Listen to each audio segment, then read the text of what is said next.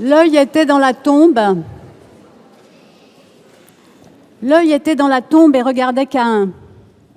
Même caché par des murs, même abrité dans un souterrain, même dans sa tombe, Caïn ne peut échapper au regard de Dieu. Mais c'était Dieu, et à Dieu, tout était possible, même de priver Caïn éternellement d'intimité. Aujourd'hui, d'un simple clic, vous, moi, elle, peut avoir l'œil sur l'autre. Les achats en ligne, les recherches sur Google laissent des traces de nous involontairement sur la toile. Involontairement ?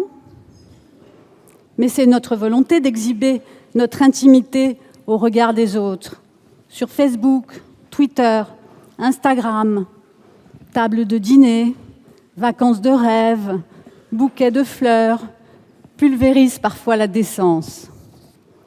C'est devenu une drogue, avec ce petit parfum enivrant et illusoire d'une célébrité passagère, une popularité virtuelle plus importante que l'amitié vécue.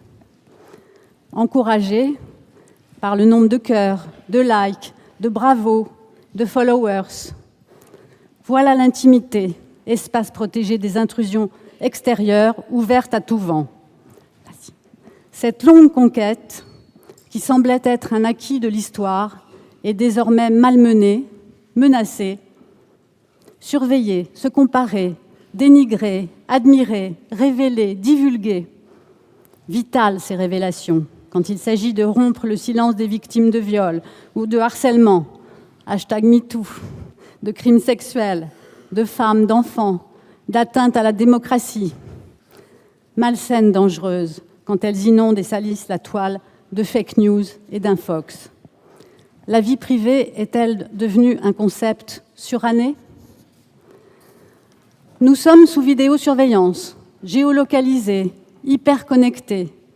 Faut-il en venir à claquemurer notre espace personnel, donnant raison aux nostalgiques d'un monde d'avant ?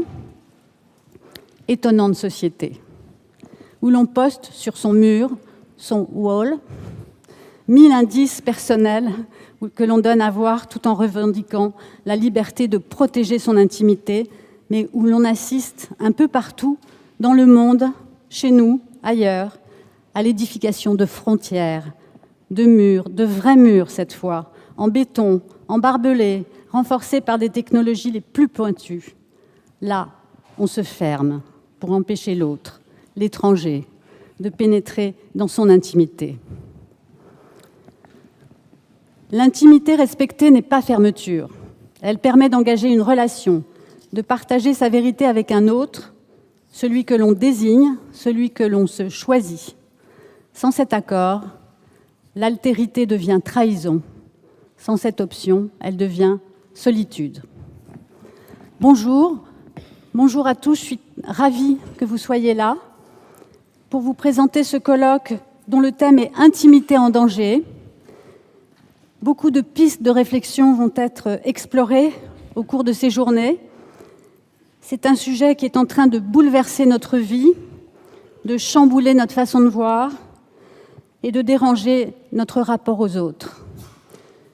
Et pour qu'on continue ce dérangement, j'appelle Toby Nathan.